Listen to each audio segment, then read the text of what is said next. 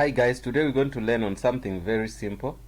There's this thing when you try to sometimes do fix this like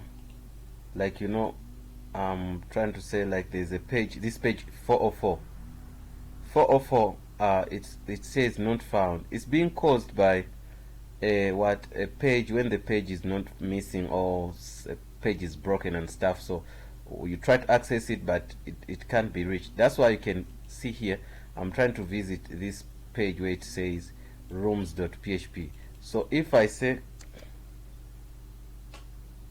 it will tell me that page not found. 404 simply means your page is not found. So what you got to do is, like, you create this page and see if that if you see, and you can see if you still have that problem. So what I'm gonna do, I'm gonna go here.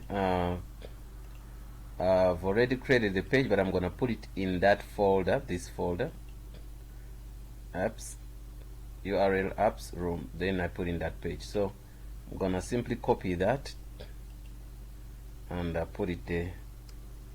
Okay, that's a copy.